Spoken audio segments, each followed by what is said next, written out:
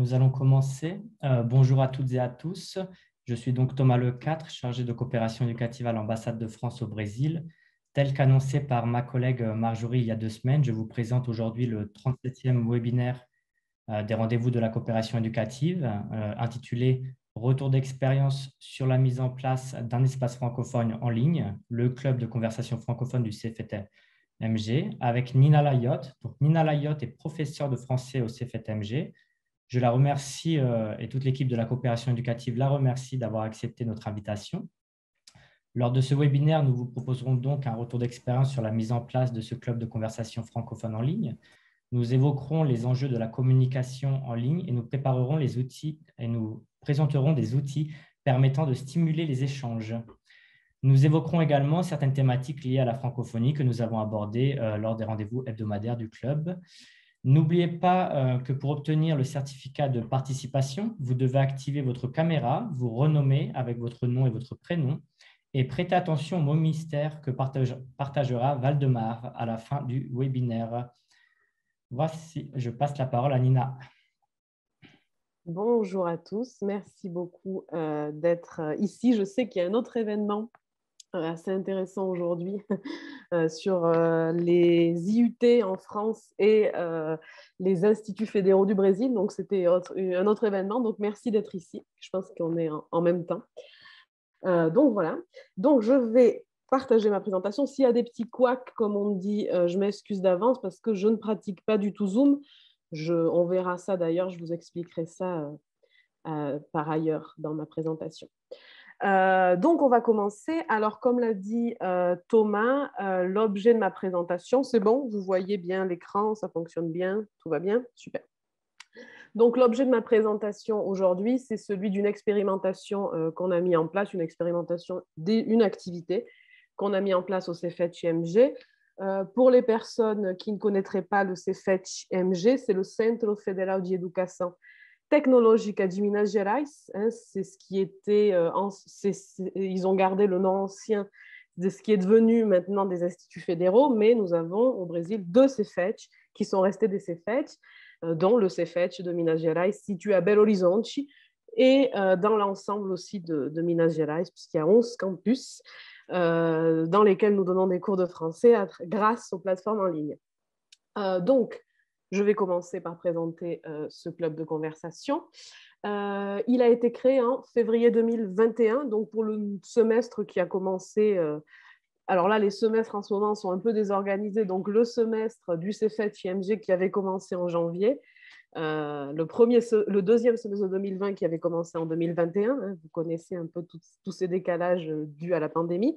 Et donc, on avait mis en place ce projet. Donc, c'est une expérience assez récente. Donc, ce que je vais dire, c'est un peu à chaud, effectivement. Ce n'est pas du tout quelque chose d'analyser sur le long terme, etc. C'est une expérience récente. Donc, pour situer un peu cette histoire de français au CFET, c'est important de savoir que ce club de conversation, ainsi que les cours de français qui sont proposés à la communauté du CFET, font partie d'un projet de extension. J'ai traduit, très mal traduit, puisque c'est assez dur de trouver l'équivalent d'extension, du service d'extension en français, donc j'ai mis extension, mais ça ne fait aucun sens pour les personnes qui ne connaîtraient pas l'extension des universités et des instituts fédéraux brésiliens. Et donc, c'est un projet qui a été créé par le secrétariat des relations internationales du CFET-IMG et qui a été mis en place en 2020. Donc, en fait, juste pour resituer, ça fait suite au programme de lectorat qui était en partenariat avec l'ambassade de France auparavant.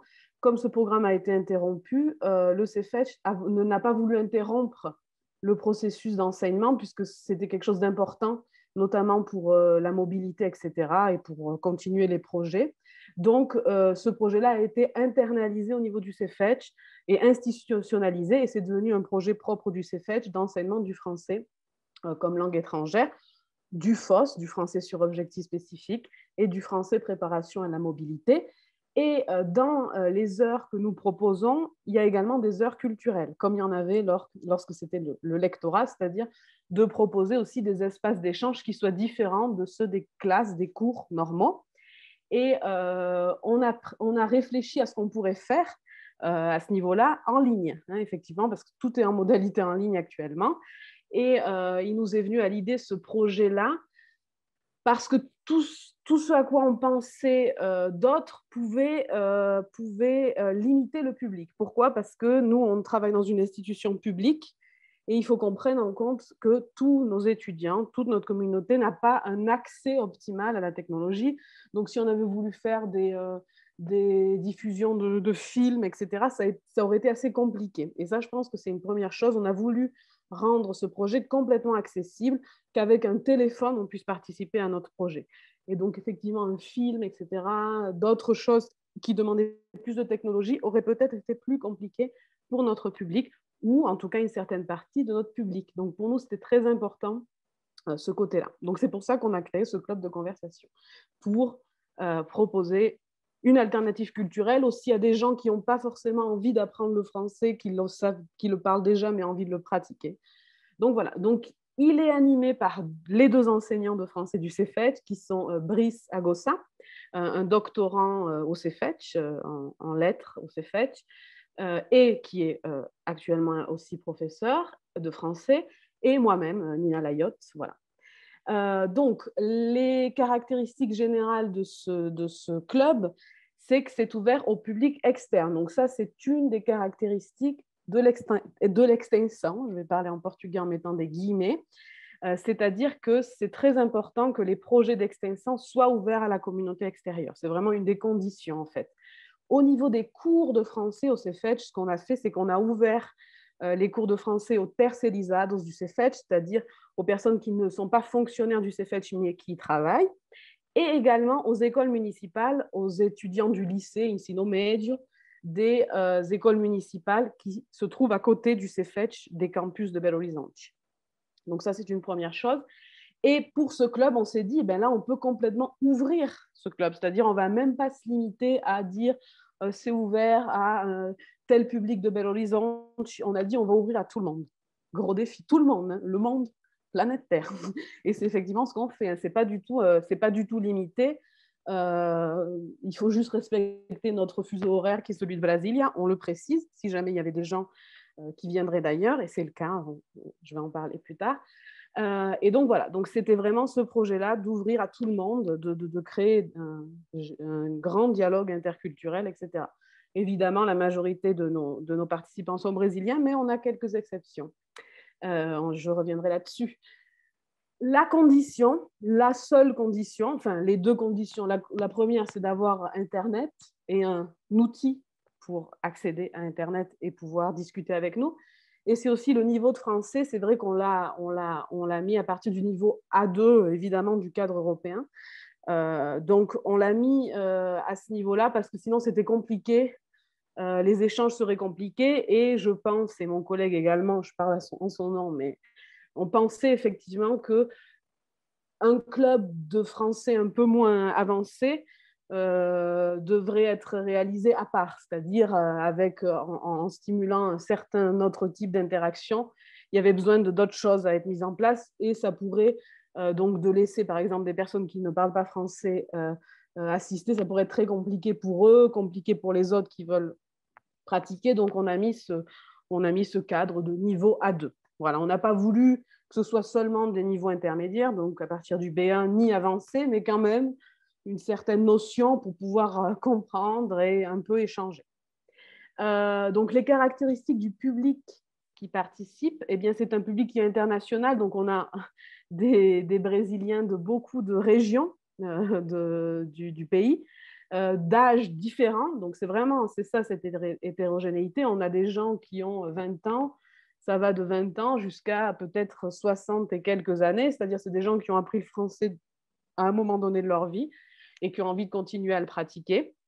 Donc ça, c'est très intéressant aussi. Ça fait une diversité et qui est intéressant pour le dialogue interculturel. J'y reviendrai. Donc, le public est hétérogène par ça, par génération, par origine, donc du Brésil, mais aussi par origine de pays. On a aussi des Colombiens, etc. Donc, c'est assez intéressant. Ça fait aussi un dialogue latino-américain en même temps. Donc, ça, c'est aussi intéressant. Et après cette hétérogénéité, il y a aussi le fait qu'il n'y a pas de présence obligatoire et ni d'inscription. Alors ça, c'est un total parti pris. Je sais que sûrement d'autres collègues ne seraient pas d'accord avec ça. Mais c'était vraiment le fait de proposer un espace sans contrainte. Rappelons que nous sommes dans une situation très compliquée dans le monde entier, notamment au Brésil, et on n'avait pas envie de mettre une contrainte en plus, que ce club devienne une contrainte. On avait envie que les gens y soient en mode complètement libre, se sentant libre d'y participer ou pas. Donc, il y a des gens qui ont participé une fois, deux fois. On a un groupe récurrent qui vient toutes les semaines, qui est une dizaine de personnes. Mais il y a des gens qui viennent une fois, deux fois, trois fois, qui viennent un mois après, un autre mois, ils ne viennent pas. Donc, ça, la construction de nos conversations, de notre programme, il est pensé pour ça. C'est-à-dire, on n'a pas besoin d'avoir participé à la séance d'avant pour pouvoir participer à la séance de la semaine qui suit. Donc ça, c'est très important. Ça demande beaucoup de travail de notre part parce qu'on doit toujours, avant de terminer la conversation, mettre un terme à cette conversation, c'est-à-dire dire, bon, là, on a fini là-dessus. Même si la thématique continue, on doit finir les activités pour pas que le public qui viendrait dans la session d'après soit perdu. Donc voilà, donc il n'y a pas de formulaire à remplir pour s'inscrire non plus. Ça peut être compliqué parce qu'on se dit, ah oui, s'il y a 80 personnes qui participent, comment vous faites pour gérer le monde? En fait, il n'y a jamais eu 80 personnes. On a vraiment, comme je vous dis, c'est en février 2021, donc on a expérimenté, on a dit, on va voir. Surtout qu'on a en parallèle, j'en parlerai aussi, un groupe WhatsApp avec 80 personnes dedans. Donc, au début, on s'est dit, si tous les 80 personnes viennent dans le truc, on est foutu. On va devoir faire 2 salles, ça va être impossible. Donc là, on va devoir créer des formulaires pour des inscriptions, etc. Mais dans un premier temps, on ne l'a pas fait, on ne le fait jamais, parce qu'on a vu que vraiment, le maximum de participants, c'est 15, et c'est très bien, tout le monde peut parler, c'est déjà suffisant, 15. Hein. Plus de 15, c'est énorme au niveau de demander aux gens leur avis, à parler chacun. Et c'est ce qui se passe, en fait. Il n'y a pas plus de participants, donc pour le moment, ça se passe bien. Évidemment, si on sent que le club devient un succès international, on avisera et on mettra peut-être en place des inscriptions préalables. Mais vraiment, c'était cet objectif de dire, vous avez un espace à vous, quand vous voulez, enfin à l'heure qui est prévue, mais voilà. Venez avec plaisir, venez sans contrainte, venez sans être inscrit. C'était un peu pour décaler, pour changer un peu la dynamique de contrainte que l'on a actuellement dans cette pandémie avec que des choses obligatoires. Voilà, donc c'était ça. Et ça donne des interactions différentes, j'en parlerai aussi. Donc voilà, ça c'était un peu les considérations de contextualisation de ce qu'on fait. Donc voilà la première affiche donc, où toutes les informations sont dessus. Donc là, évidemment, il faut le talent d'un designer qui n'est pas nous-mêmes. Quelqu'un d'autre nous aide là-dessus parce que malheureusement, je ne sais pas faire tout ça. Et donc voilà, c'est les informations basiques avec les prérequis pour y participer, etc. Et c'est ce qu'on divulgue toutes les semaines. Après, là, il n'y avait pas de thématique divulguée parce que c'était la première session. Mais au fur et à mesure, on change les dessins. Je vous en montrerai une autre affiche après. Et également, on met les thématiques après parce qu'on les prévoit à l'avance. Mais là, la première fois, on ne l'avait pas mis.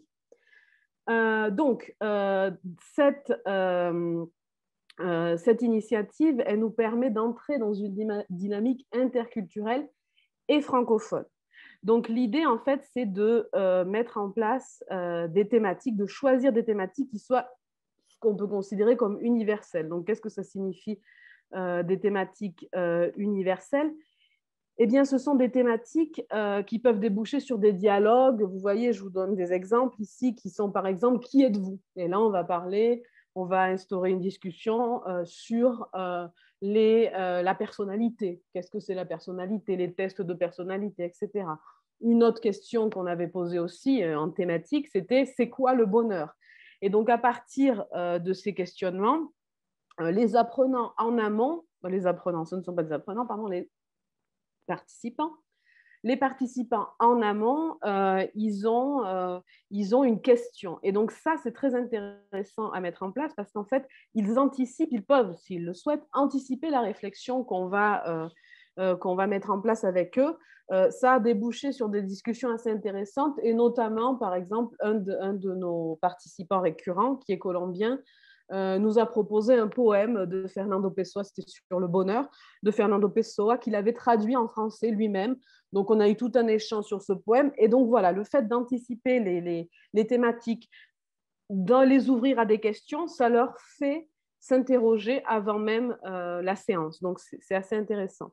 Et donc, cette dynamique, elle est aussi interculturelle parce que l'objectif, finalement, c'est de réaliser une rencontre avec l'autre. Hein, et l'idée, c'est de voir la diversité et aussi l'universalité de l'autre. Là, j'ai repris un peu une citation d'Azala Pretsey. Si vous travaillez sur l'interculturel, vous devez connaître. Et donc, je vais la lire juste pour que vous ayez une idée un peu de notre vision de cette rencontre. Donc, la rencontre de l'autre, dans sa diversité et son universalité, conditionne la socialité et la socialisation. En effet, les crises, les conflits et les échecs engendrés par le pluralisme de contact imposent de développer une compétence sociale et culturelle construite sur l'expérience de l'altérité et de la diversité. Donc, on n'est pas dans une vision d'avoir des crises, des conflits, des échecs, mais le fait d'être en interaction avec des gens différents, de différents âges, de différents horizons, de différents parcours, de différents niveaux, toute cette pluralité-là, elle peut engendrer des remises en question, etc., mais elle nous confronte aussi à l'autre. Et ce qu'on a trouvé intéressant aussi, c'est nous-mêmes, bon, on ne se trouve pas intéressant, mais dans un but d'analyse, c'est en fait les interactions qui ont lieu aussi entre moi-même et mon collègue Brice Agosta, qui est béninois. Parce que nous-mêmes, et là on est vraiment dans la francophonie, nous, dès le départ, hein, on n'est pas du tout dans une vision stéréotypé. D'ailleurs, vous voyez sur la fiche que je vous ai montrée auparavant, vous avez les écouleurs, hein, qui sont les couleurs de la francophonie, hein, du symbole de la francophonie, surtout pas de la France. Là, on n'est pas du tout dans ce but Tour Eiffel, macarons, vin et fromage. Ce n'est pas du tout notre vision. Et ça, on insiste beaucoup dessus, même si effectivement, et notamment, ça serait plutôt pour des buts lucratifs, mais nous, ce n'est pas notre cas. Mais c'est vrai que ça donne envie aux étudiants. En général, ce sont les symboles qui donnent envie aux étudiants de participer. Mais vraiment, on a tablé sur quelque chose voilà, d'assez différent, qui est assez exigeant parce qu'en fait, les apprenants eux-mêmes ne vont pas forcément identifier ces couleurs, ni rien, ni les symboles que l'on utilise à la France, aux Français, à ce qu'ils connaissent de ça. Mais on a pris le parti direct de les mettre dans cette ambiance-là. Et donc, ces interactions francophones, elles ont lieu entre, comme je disais, donc l'autre animateur, Brice Agosta, et moi-même. C'est-à-dire, on met en perspective nos propres représentations sans arrêt. Il y a une expression, on discute d'une expression, eh bien, on a déjà ce côté-là. Ah, est-ce que toi, tu as ça chez toi? Est-ce que tu parles comme ça en France? Est-ce que tu parles comme ça au Bénin? Donc, déjà, on a cette rencontre-là qui a lieu et auquel les étudiants sont confrontés sans arrêt entre les deux animateurs qui sont francophones, mais pas tous les deux français. Donc, c'est assez intéressant de voir cet aspect. Nous avons aussi l'interaction avec l'autre qui est faite à partir de l'hétérogénéité du public, et donc c'est-à-dire de tout ce que j'ai dit, des origines, des générations, des niveaux, des représentations, etc., mais aussi des subjectivités de chacun. Et ça, c'est très important, hein, c'est une vision de l'interculturalité que moi, j'affectionne particulièrement, c'est-à-dire de considérer l'interculturalité comme une rencontre des subjectivités et non pas des cultures, par exemple, moi, macarons, Tour Eiffel, etc. Non, moi, je suis une personne. Je ne suis pas la Tour Eiffel ni les macarons et ce n'est pas ça qui me représente. Donc, c'est ça. Et là, on passe d'une perspective solide des cultures à la perspective liquide. Bon, ça, c'est Fred Dervin, un grand penseur. Si vous avez l'occasion, peut-être que vous connaissez. Si vous ne connaissez pas, je vous conseille de lire, je vous l'ai mis en biblio, l'imposture interculturelle qui parle de ça, de cette culture solide. Donc, c'est ça la culture solide. C'est la culture civilisationniste. C'est comme si nous, on arrivait dans notre club de conversation, dire ce qu'il faut penser, commencer ici, commencer là-bas. Non, nous, on met en perspective.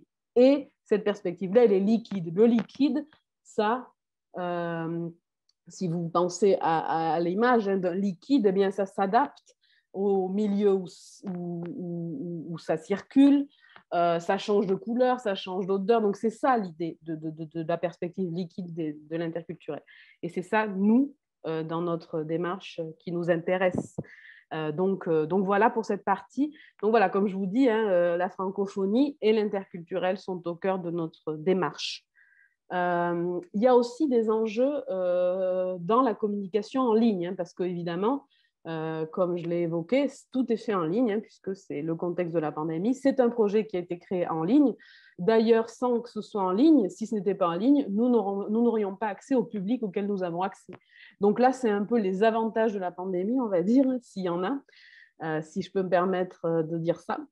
C'est-à-dire dans le sens où ça nous a permis d'avoir élargi notre cercle, c'est-à-dire qu'on aurait sûrement fait un club de conversation, mais ça aurait été assez limité. Minimum au Cefetch, maximum à Belo Horizonte. Est-ce que les gens se seraient déplacés? Vous voyez, c'est toutes des questions qui maintenant ne se posent plus. C'est-à-dire que la personne travaille, 15 minutes après, elle peut participer, actuellement, si elle était en télétravail. Avant, on n'était pas au même endroit au même moment et donc c'était compliqué. Donc, petits avantages. Donc, nous, on utilise la plateforme Jitsi, qui est une plateforme open source. Donc, open source, ça veut dire qu'elle ne sera potentiellement jamais payante. Donc, ça fait partie aussi des contraintes qu'on a, nous, dans notre statut au Cefetch, etc. C'est-à-dire qu'on n'a pas accès à des plateformes payantes. Zoom, je pense que le Cefetch ne l'utilise pas. Mais ni Microsoft Teams, qui pourrait être une option, parce qu'on n'est pas des fonctionnaires, donc on n'a pas accès aux identifiants, etc. C'est un problème bureaucratique, mais du coup, ça nous oblige à nous adapter aux plateformes auxquelles on a accès. Donc, on aurait Google Meet et Jitsi. À un moment donné, il y avait eu une rumeur comme quoi Meet allait devenir très limité lorsqu'il serait gratuit. Donc, on avait tablé sur Jitsi. Il y a quelques personnes qui ont du mal à y avoir accès, qui ont du mal à utiliser la plateforme. Donc, on risque de passer vers Meet. Maintenant, pour le moment, ce n'est pas encore vraiment limité. Donc, on pense peut-être passer à Meet, à Google Meet. Mais on n'aura jamais accès donc, à des plateformes payantes, donc on n'y pense même pas. Donc, il y a des contraintes à cette interaction en ligne, c'est ça qu'on va voir, ces interactions en ligne. Eh bien, la première contrainte, c'est la distance qui est imposée par l'écran. Effectivement, ce n'est pas la même chose. On perd beaucoup de sens quand on est dans une communication en ligne. On a les deux sens, on a la vue et l'ouïe, et les autres sens sont un peu inhibés. Et même dans la vue, la gestuelle, etc., qui est très évocatrice et qui peut vraiment accompagner la communication, est souvent assez biaisé dans une communication en ligne. Donc ça, c'est un vrai défi. Et il y a des apprenants, j'ai mis, mais c'est des participants, excusez-moi. La majorité des participants, par exemple, n'utilisent pas la caméra. Donc même de voir les personnes, ça change quelque chose. On le sait hein, quand on est enseignant actuellement. Quand on parle, moi je dis que je parle à des entités, je ne sais même pas s'il y a des étudiants derrière le nom. Et donc, c'est très compliqué. Et ça fait partie des contraintes qui sont souvent difficilement changeables. Pourquoi ? Parce que ça serait compliqué d'imposer à des personnes la caméra d'un point de vue technique. C'est-à-dire qu'il y a beaucoup de gens qui n'auraient pas accès à la caméra, qui ne peuvent pas qui n'ont pas une connexion suffisamment bonne, etc. Donc, on doit s'adapter à ça. Nous-mêmes, on la met, la caméra, mais ça ne veut pas dire que tout le monde va l'utiliser. Donc ça fait partie un peu des limites. Il y a des problèmes techniques, par exemple, quand on passe des vidéos, il y a des gens qui n'arrivent pas à voir la vidéo, qui n'arrivent pas à entendre la vidéo. Donc, on a vraiment pas mal de problématiques auxquelles il faut s'adapter et auxquelles nous sommes encore en train de nous adapter. Pourquoi ? Parce qu'on est vraiment dans un début d'expérience avec la technologie et où tout le monde est un peu, bon, tout le monde non, mais beaucoup de personnes sont novices. Hein. On n'avait jamais pensé que d'un coup, on devrait tout faire en ligne et c'est le cas. Donc, ça nous permet aussi de repenser certaines pratiques. Et là, d'ailleurs, les pratiques des interactions. Si beaucoup d'enseignants étaient frileux quant aux réseaux sociaux, quant à l'utilisation des chats, etc., là, c'est foutu maintenant, comme on dit en bon français. Il faut les utiliser parce que ça fait partie des outils presque indispensables de ces nouvelles technologies et des cours en ligne. Et donc, dans notre club de conversation, on a différents types d'interactions. Et en fait, la spécificité de ces interactions, c'est qu'elles sont multimodales. Donc, c'est cette multimodalité. Donc là, je reprends un papier, un article qui a été écrit récemment par Nina Ryu, Maron Terma Pereira de l'université à Rio de Janeiro. Elles ont fait toute une étude de ces interactions très intéressantes. Je vous conseille, je l'ai mis aussi dans la bibliographie à la fin.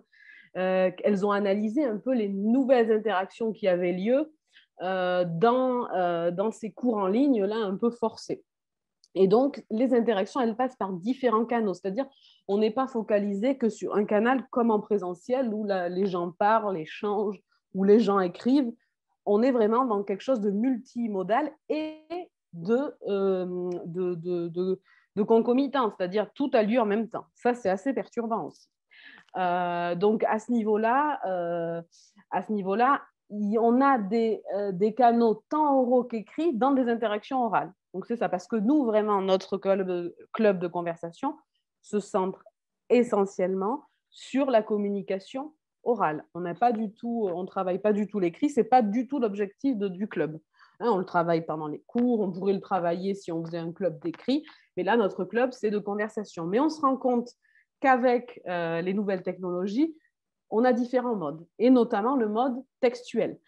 Et donc, le chat, en fait, de la plateforme qu'on utilise, à ce niveau-là, est très, très important parce qu'en fait, il s'y passe de réelles conversations parallèles. Tantôt, ce chat devient un espace, un tableau pour le professeur. Moi, c'est comme ça que je l'utilise, mais je sais qu'il y a d'autres logiciels de tableau à intégrer. On écrit vraiment dans un tableau. Moi, j'utilise le chat personnellement, même pendant mes cours. Donc voilà, mais ça, c'est une vision personnelle. Mais le chat, en tout cas, voilà, il instaure des conversations parallèles. Donc, c'est-à-dire que nous-mêmes utilisons le chat, Brice, Agosa et moi-même, pour donner des clarifications. Donc là, ça serait comme un tableau, comme je viens de le dire, mais il y a aussi des questions parallèles qui sont posées, qui ne sont pas posées en direct à l'oral pour pas peut-être interrompre les autres.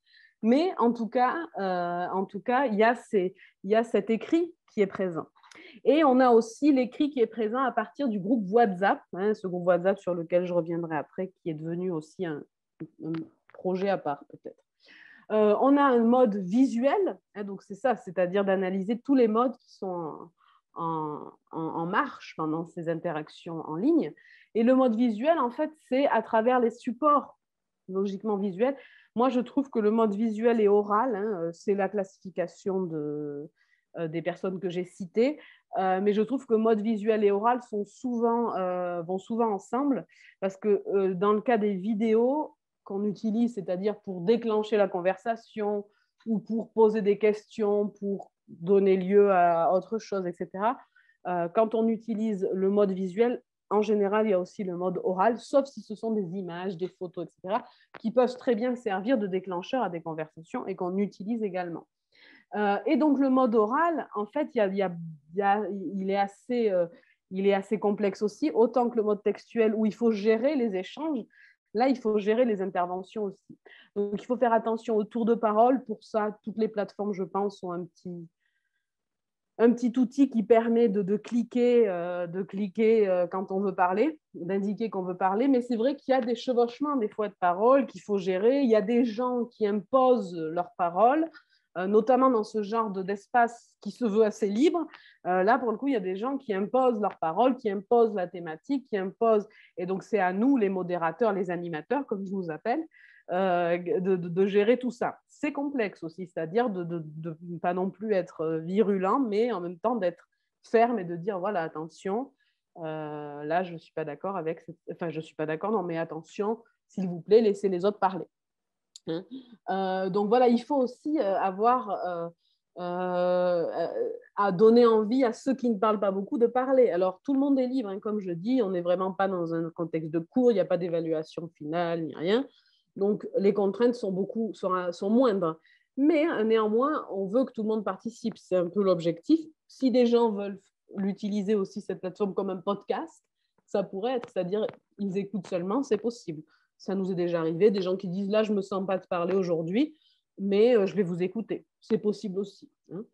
Donc, on a aussi le mode oral dans la diffusion de supports oraux. Ce qu'on fait beaucoup, à chaque fois de manière récurrente, c'est de proposer des chansons, une playlist. C'est mon collègue qui est spécialiste des playlists sur les thématiques des séances. Donc voilà, par exemple, le bonheur. Alors, il prend 3 ou 4 chansons du bonheur. Et en attendant que les gens arrivent dans la conversation, que les gens arrivent dans la plateforme, eh bien, on met ces chansons-là. Donc, ça donne tout de suite ça met dans l'ambiance, ça donne une idée peut-être différente de la thématique, ça ouvre la curiosité, ça donne une culture musicale francophone aussi.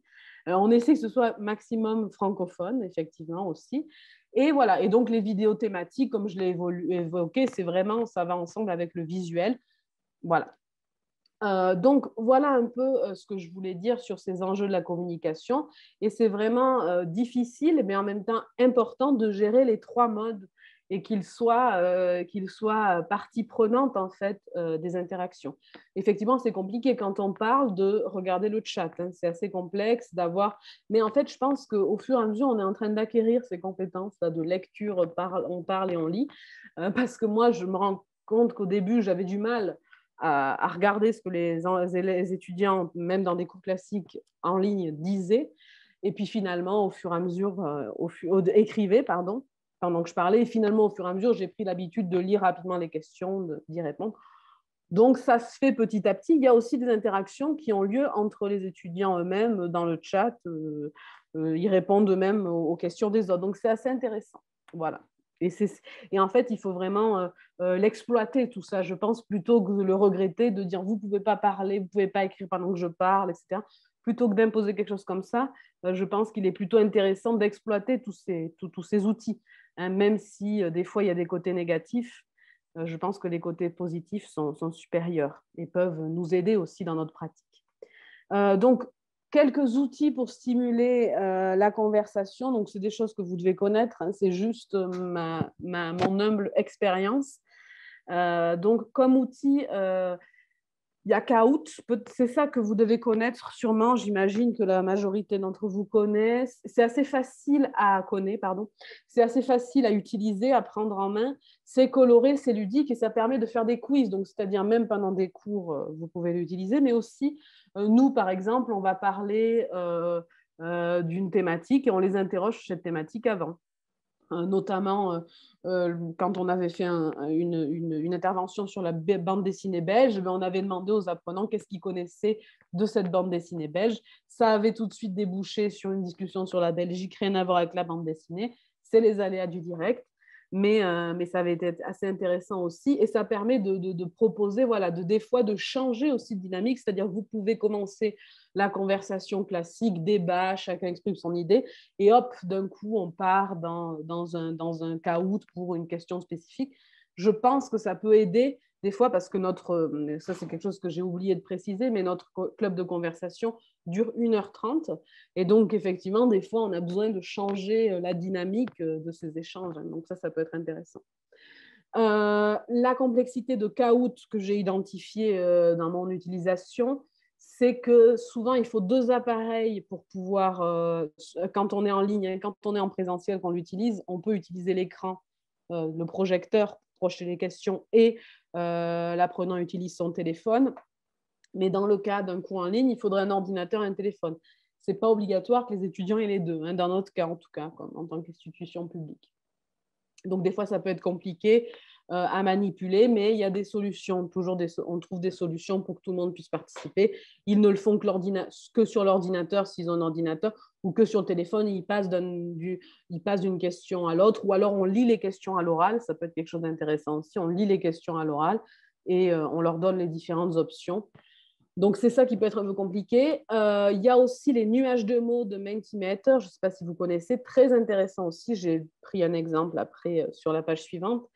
Donc, vous voyez, par exemple, sur la discussion sur le bonheur, et bien, chaque participant doit mettre le code sur le lien qu'on leur envoie. Et donc, ils peuvent participer à la conversation à l'écrit. Donc, c'est-à-dire, pour vous, le bonheur, c'est… Et là, chacun a dit 2 ou 3 mots, je ne me souviens plus. sur la thématique, sur ce qu'on leur a demandé. Et donc ça, c'est intéressant parce que, par exemple, voilà, moi, je prends boire un café. Qui a dit boire un café pour le bonheur? Hop, la personne se désigne. Et là, on demande pourquoi tu dis boire un café, qu'est-ce que tu penses? Et les autres, qu'est-ce que vous pensez de ça? Pourquoi vous ne l'avez pas mis? Ou alors, qu'est-ce que vous pensez? Est-ce que vous aussi, ça vous rend heureux? Donc, on a vraiment là, ça ne peut pas se faire 1h30, hein, ce type d'exercice. C'est-à-dire, vous mettez une phrase sur la thématique, vous leur dites d'écrire 2 ou 3 options chacun. Là, vous avez 1h30 tranquille de discussion, hein, franchement. Donc, ça peut être intéressant. Et des fois, quand on est un peu pris au dépourvu au niveau des thématiques du matériel, on démarre un nuage de mots. Et c'est intéressant parce que ça, par exemple, on leur laisse après, on leur envoie dans le groupe WhatsApp. Donc, ils gardent en tête les mots qu'ils avaient utilisés, etc. Donc, c'est assez intéressant. Et donc, un dernier outil pour stimuler la conversation, eh bien, c'est WhatsApp, le groupe WhatsApp. Qui est devenu en fait vraiment une communauté, ce que j'écris ici, parallèle. Pourquoi je dis ça? Parce qu'en fait, on a eu l'idée avec mon collègue, quand on commençait ce projet, de diffuser le lien du groupe WhatsApp. Et ça s'est complètement étendu à beaucoup de personnes avec qui on n'avait pas partagé ça, mais beaucoup de personnes d'ailleurs, beaucoup d'endroits, se sont mis dans le groupe et il y a environ 80 membres dans le groupe WhatsApp actuellement. Ça demande des fois de la modération parce qu'il y a quelques pubs, etc. qui passent, quelques choses politiques qui pour nous ne font pas partie de nos discussions.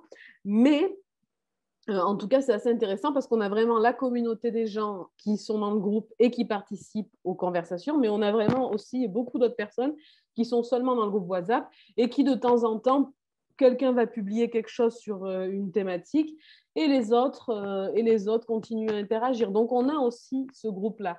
Et je pense que ça, c'est des choses assez faciles à faire, en fait, qui demandent une vigilance, une modération, c'est-à-dire quelqu'un qui puisse modérer les échanges. Mais en tout cas, ça peut être aussi quelque chose d'intéressant. Et on voit aussi, c'est pareil, là, le partage d'expériences des gens, avec la langue française, etc., puisque le but, c'est qu'ils pratiquent le français. Il y a aussi la possibilité. Il y a eu une tentative d'audio, d'enregistrement de messages audio, mais là, les autres n'ont pas suivi. Mais en tout cas, à l'écrit, en tant qu'interaction écrite, le groupe WhatsApp est aussi une alternative. Ça nous arrive aussi de l'utiliser quand on n'arrive pas à terminer la thématique à temps à la fin du club. On leur dit, ah ben, la dernière partie, on va la faire sur WhatsApp. Et donc, chacun donne son avis, écrit ou enregistré. Voilà. Donc, ça peut être aussi une extension, hein, du groupe.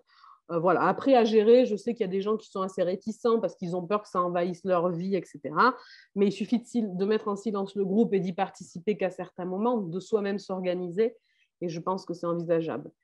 Mais ça, c'est plutôt pour le côté des professeurs français qui ne sont pas habitués à ce genre de technologie. Je pense qu'au Brésil, il y a plus une habitude d'utilisation de WhatsApp avec ses étudiants et je trouve ça excellent parce que ça donne aussi un autre rapport à l'enseignant.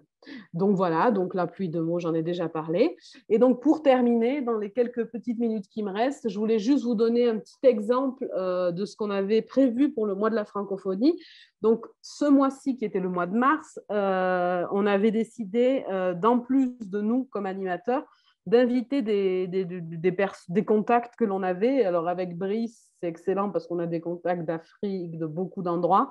Et donc, ça nous a permis de proposer des thématiques assez intéressantes, notamment la littérature au Bénin, la bande dessinée en Belgique, le cinéma du Canada, l'usage du français et du créole en Haïti. Et donc, vraiment, on a eu toute cette possibilité d'échange sur des thématiques spécifiquement francophones. Donc, c'est au mois de mars où on a un peu changé la dynamique, qui normalement sont des thématiques universelles, des questions pour interroger les apprenants. Là, on est parti sur quelque chose de plutôt spécifique par rapport à nos intervenants et pour nous centrer sur la francophonie. Donc, je voulais juste vous parler de l'exemple du français et du créole en Haïti. Donc, on avait anticipé cette discussion en proposant aux apprenants de poser des questions dans un Google Doc avant la séance. Donc, de savoir qu'est-ce qu'ils voulaient savoir sur Haïti, quelles étaient leurs questions. Et on avait fait, donc, proposer aux participants, aux personnes qui allaient faire un peu leur présentation. C'était un Brésilien et un Haïtien, tous les deux vivant en Haïti. Vous voyez, vous avez la fiche, donc Jean-François Philippe et Neno Garbers. Et donc, on leur a posé les questions que les participants avaient posées en amont. Les participants ont posé d'autres questions. Et c'était vraiment un réel échange de regards croisés. Là, on était extrêmement ancré dans l'interculturel parce qu'en fait, on avait ici un professeur de portugais du Brésil et un Brésilien vivant en Haïti. Donc, c'était excellent de voir ces deux côtés. Qu'est-ce que fait un Brésilien en Haïti? Pourquoi un Haïtien enseigne le portugais? Qu'est-ce que c'est ces échanges, etc. Et donc, ça a vraiment donné beaucoup, beaucoup de discussions. Et là, je termine par voilà, le fait que c'est l'art de s'adapter, en fait, ce type d'échange, ce type d'activités qui sont libres, etc. La discussion a vraiment dépassé les limites, finalement, de ce que l'on avait prévu, c'est-à-dire de se spécifier sur le côté linguistique du français, du créole. On est parti sur Haïti en général, sur pourquoi le Brésil en Haïti, pourquoi le Haïti au Brésil. Donc, c'était très, très, très intéressant. Et donc, c'est ça, en fait. Ça a ouvert un espace et ça donne à voir aux apprenants des expériences réelles et aux participants, pardon, des expériences réelles et en direct. Donc, c'était assez intéressant. Je pense qu'on renouvellera l'expérience le mois de mars de l'année prochaine. Et donc, le bilan de tout ça, là, c'est vraiment pour finir, il me reste 1 minute. Eh bien, nous avons réussi finalement à créer une communauté virtuelle qui est unie par la volonté de parler français. Donc ça, c'est assez intéressant. Malgré toutes les limites que j'ai évoquées au niveau technologique, etc., c'est quelque chose qui est enrichissant pour ces personnes-là. Et on pense que ça humanise les relations virtuelles par le manque de contraintes, en fait, assumées que l'on a mis dans notre projet. Eh ben, c'est une expérience aussi de voir si ça fonctionne. Et on voit qu'en fait, ça fonctionne. Même s'il y a 5 participants un jour, 10 un autre, 15 un autre, c'est pas la question. La question, c'est vraiment que les personnes qui soient là et aient envie d'être là. Et on a vraiment une création de liens. Et moi, je pense que dans cette période de pandémie, de distance sociale, etc., on a besoin de créer des liens. Et je pense qu'avec ce projet, on arrive à créer des liens, à humaniser ces relations virtuelles. Pourquoi? Parce qu'en général, on a du mal, on est à distance, etc. Et le fait de mettre quelque chose de différent, des enjeux différents, ça humanise ce côté-là. Et donc, je considère en fait que c'est comme une échappatoire actionnelle, ça c'est pour les profs. Donc, c'est-à-dire que les personnes qui participent, en fait, sont vraiment des acteurs sociaux en interaction. Ils interagissent en tant que, hein, et ils développent leur esprit critique. Donc, vraiment, on est dans un objectif actionnel de proposer une échappatoire à ce quotidien compliqué. On pense à d'autres thématiques, on y réfléchit, on questionne les médias, etc. Et ça permet aux gens aussi de s'exprimer. C'est un moyen d'expression, etc. Et on pense que ça, c'est important de le réaliser en groupe. Et là, je termine. Je ne pouvais pas terminer cette intervention sans Paulo Freire, évidemment. Et donc, c'est cette notion de groupe, cette humanisation des rapports. Et nous, on a voulu tabler sur cette liberté individuelle liberté individuelle qui dépend du groupe. Et là, voilà, je vous laisse avec la citation de Paulo Freire qui nous dit « Ninguém liberta ninguém, as pessoas se libertam en communion ». Et c'est vraiment notre idée dans ce projet, c'est ce côté de libération commune à travers la réflexion et l'esprit critique. Voilà, je vous remercie beaucoup. J'ai terminé. Je pense que je n'ai pas trop dépassé. J'ai laissé une bibliographie très courte de ce que j'avais consulté et utilisé pour réaliser ce petit retour d'expérience. Je vous remercie beaucoup. Merci Nina, merci beaucoup pour cette présentation très, très riche en idées. On va maintenant passer au moment d'échange, donc n'hésitez pas à allumer vos micros, à poser vos questions à Nina et à partager vos idées ou vous-même vos expériences dans ce type d'action. Bon, c'est bon, on peut y aller? Bien sûr. C'est bon. Bonjour Nina, tout d'abord je voudrais bien vous féliciter pour le projet, c'est assez tentant, c'est assez séduisant. Et je me suis inscrit justement parce que moi, je suis partisan de la théorie qui préconise qu'une langue n'appartient pas à un pays, mais plutôt à tous ceux qui s'en emparent en toute légitimité. Alors, je suis très, très content de pouvoir voir qu'il est grand temps, avec la mondialisation surtout, de voir effectivement que l'internationalisation du français, et nous, en tant que profs de français, c'est vraiment le biais par lequel on passe à chaque fois pour faire voir aux apprenants que le français est effectivement une langue internationale, et que le français n'est pas que la France, n'est pas que l'Hexagone, que la France n'est pas que Paris, bon, et ainsi de suite. Il y a plusieurs raisonnements qui s'enchaînent à partir de cette pensée. Mais il y a eu un souci là pendant votre intervention, c'est par rapport au nombre de participants, parce que moi j'ai été un peu inquiet quand vous avez dit au départ qu'il n'y a pas de limitation. Est-ce que ça ne pose pas de problème? Parce que je vois que votre projet, il est, c'est un succès, et puis ça va se reproduire, ça va être diffusé de petit à petit. Moi, je pense qu'à partir d'un moment donné, il va y avoir 40 personnes, 50 personnes. C'est impossible de faire parler tout le monde, étant donné que votre projet il est axé sur les interactions. Donc, il faut le faire parler, etc. Est-ce que cela représente un problème? Est-ce que vous pensez à refaire, je ne sais pas, reprogrammer ou quoi que ce soit? Et une autre chose, c'est est-ce que vous limitez pas le temps d'intervention? Parce que quand on fait des colloques comme ça en ligne, normalement, on a en temps limite une petite limite de 5 minutes, 3 minutes, limite, je ne sais pas. Bon, la question est la suivante. Est-ce que vous pensez à faire des changements, des adaptations au fur et à mesure, ou c'est quelque chose déjà d'établi? Enfin, c'est ça. Merci beaucoup. Oui, tout à fait. C'est des questions très intéressantes. Bon, déjà, on est assez d'accord sur comment enseigner le français dans sa diversité. Ça, je pense que c'est fondamental. J'espère que la majorité des enseignants de français du monde ont cette vision pour que ça change aussi. Et donc, au niveau du nombre, donc, comme je l'avais dit, en fait, c'est vraiment une phase expérimentale, nous, ce qu'on est en train de faire. Donc, vraiment, on est en train de voir comment ça fonctionne, hein, nous-mêmes. Puisque nous-mêmes, avant de ce projet-là, on donnait des cours en présentiel, le truc classique. Donc, ce qui se passe, c'est que pour le moment, on n'a pas eu trop de personnes. Et en diffusant pas mal sur les réseaux sociaux, etc. Là, comme je l'indiquais, le maximum qu'on ait eu, c'est 15 personnes. Donc là, c'était encore faisable. Effectivement, si on voit à peu près faisable. Mais ça n'a jamais été les majorités des fois. Et il y a toujours des gens qui n'ont pas de micro, qui ne sont là que pour écouter, etc. Donc ça limite, en gros, il y a 10 personnes qui parlent.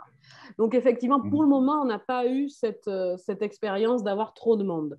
Alors, dans les premiers temps, dans la première expérimentation, les premières séances, avec mon collègue, on s'est dit, s'il y a trop de monde, comme on est deux, on divise quoi, le truc. Ah, d'accord. Voilà, on s'était dit, voilà, par exemple, la première séance, on s'est dit, s'il y a trop de monde, on divise le truc. Parce que là, effectivement, ça, on aurait perdu beaucoup ce dialogue interculturel entre nous deux. Ça aurait été dommage. Mais bon, on l'aurait fait si ça avait été nécessaire.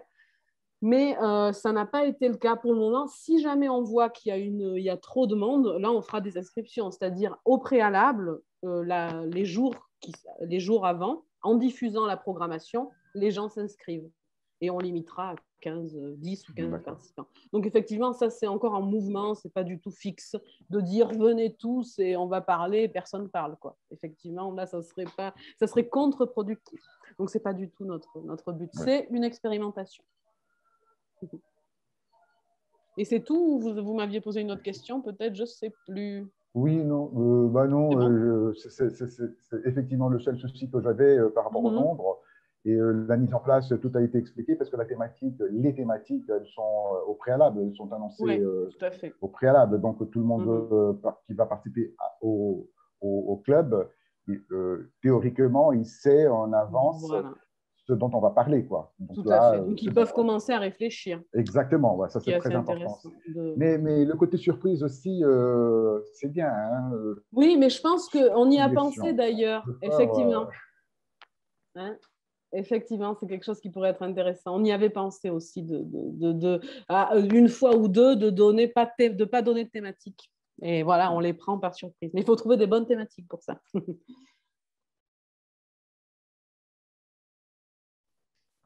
Merci beaucoup Guilherme pour cette question. Est-ce qu'il y a d'autres remarques, questions, retour également d'expérience personnelle? Bonjour. Vous m'écoutez bien? Très bien, oui.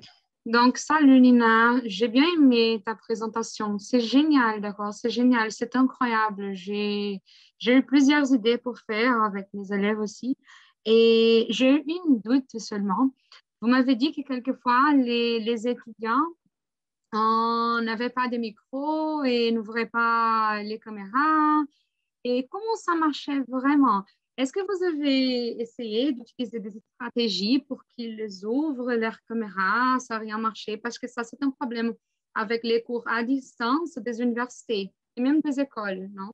C'est très dommage pour nos profs donner des cours pour les murs, non? Donc, quelquefois, c'est difficile ça, non?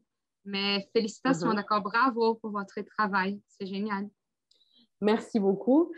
Oui, ça, c'est le défi, enfin, un des défis, il y en a beaucoup, de l'enseignement en ligne, c'est ce côté de parler à personne, là.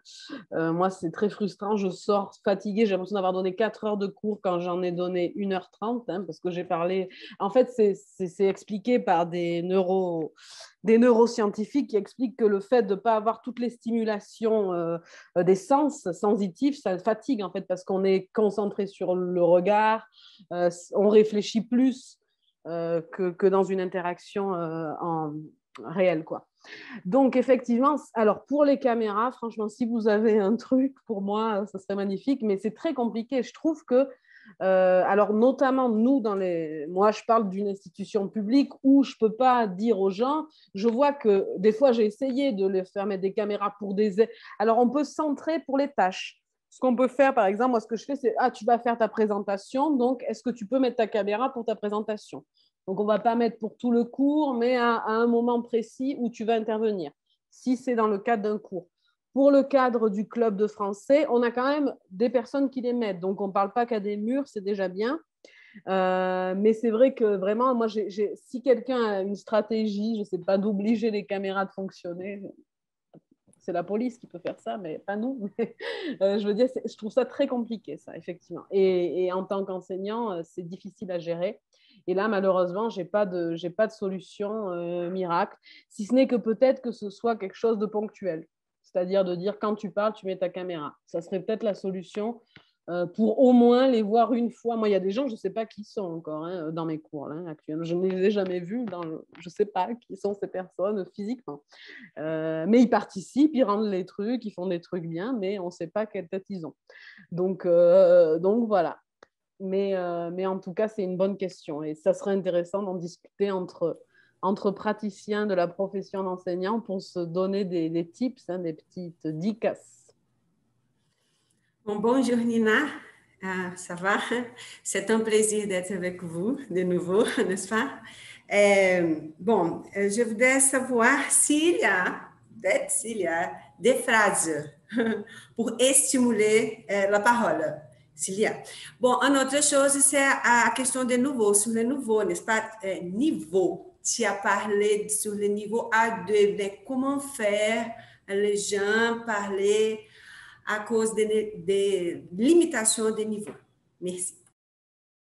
Alors, la première question, c'était les questions pour stimuler. Oui, effectivement, comme je l'ai montré, on peut utiliser les nuages de mots, c'est magnifique, ça, parce que tout le monde écrit des trucs et on leur dit qui a écrit ça, et donc ils doivent développer leur pensée à partir de ça.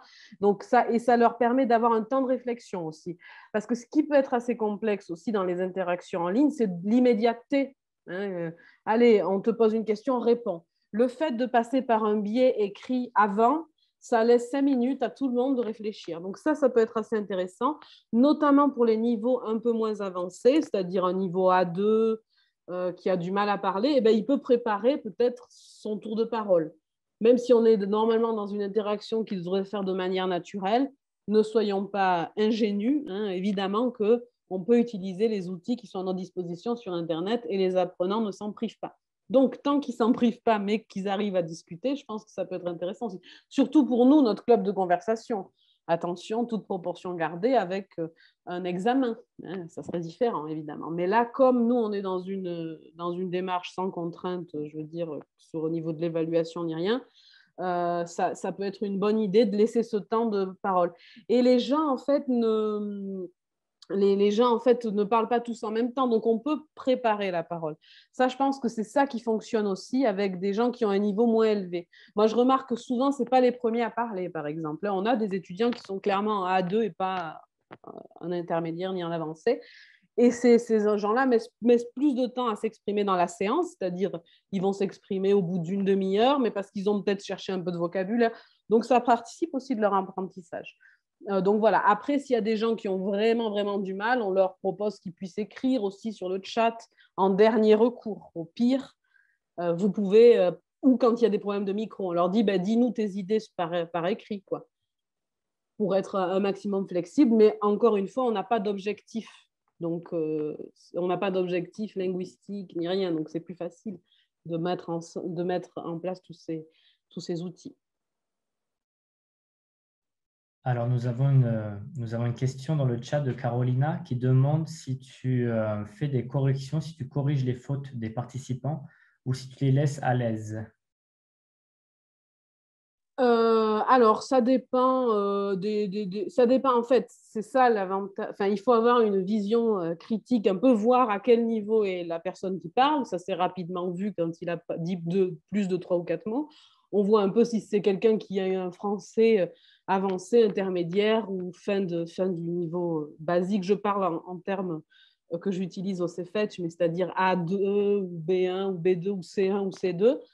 Et donc, en fonction de ça, ça dépend. Si je vois que l'erreur, là, c'est quelque chose que j'ai appris dans mes années d'études, c'est-à-dire si l'erreur handicape la communication, c'est-à-dire qu'elle nous empêche de comprendre, je vais le dire. Mais on n'est pas dans une stratégie de « Ah, attention, là, tu as utilisé le mauvais temps. On a compris ce que tu as dit. Tu es au niveau fin du niveau A2. OK, on ne va pas non plus te dire… Parce que sinon, on aurait beaucoup de choses à corriger. » L'important, c'est de communiquer et d'être compris. Si on a du mal à être compris, par exemple, l'utilisation des adjectifs, c'est un truc typique d'utiliser un adjectif qui n'a pas du tout le même sens en français. Ça, c'est récurrent. Et bien là, par contre, ça peut… on dit « Ah, mais ça, c'est en portugais que tu dirais ça comme ça. » Ou en espagnol, on a des colombiens aussi. Mais en français, ça n'a pas le même sens. Donc là, oui, quand ça va handicaper notre communication, quand ça n'interfère pas, qu'on comprend et que ça correspond aussi au niveau, si c'est quelque chose d'important pour un niveau avancé, on pourra le corriger. Mais vraiment, ce n'est pas du tout notre démarche de correction constante. Ce n'est pas le but, parce que ça peut frustrer aussi les gens. Si on commence à leur dire attention, tu sais, les gens parlent et on leur en donne une grille d'erreurs, c'est contre-productif en fait. Ils vont dire ok, je ne parle plus. Donc il faut, à mon avis, surtout pas faire ça dans le cadre d'un club de conversation. Si c'est un cours d'expression orale, il faut absolument le faire. Donc ça dépend toujours des contextes et d'où on est en fait. Merci Nina pour ta réponse. Nous avons une autre intervention sur le chat de Elifet qui donc te remercie pour cette intervention. Elifet s'excuse et au travail, donc il ne peut pas allumer sa caméra. Haïtien, il aime beaucoup l'idée. Alors, je m'excuse, je ne sais pas si Elifet est un prénom masculin ou féminin. Je m'excuse d'avance. Elifet aime beaucoup… Merci. Alors, il aime beaucoup l'idée du lien entre Haïti et Brésil. Et l'inverse également, il est haïtien résident au Brésil et il enseigne le français. Donc, il remercie également toute l'équipe pour les webinaires que nous organisons. Il aimerait savoir s'il y avait une possibilité de partager des documents avec les participants du club et si le groupe de WhatsApp est disponible également, est encore disponible et encore ouvert. Oui, alors pour que ce soit rapide, je vais mettre mon adresse email dans le chat et les personnes qui veulent me contacter peuvent me contacter. Ça sera plus simple, je pense, et je pourrai donner le lien du groupe WhatsApp. Avec plaisir, s'il veut participer, venir parler de son pays encore une fois dans une autre perspective, c'est génial aussi pour nous. Donc, bienvenue, bien sûr. Vous êtes bienvenus aussi, là, c'est intéressant de faire cette discussion.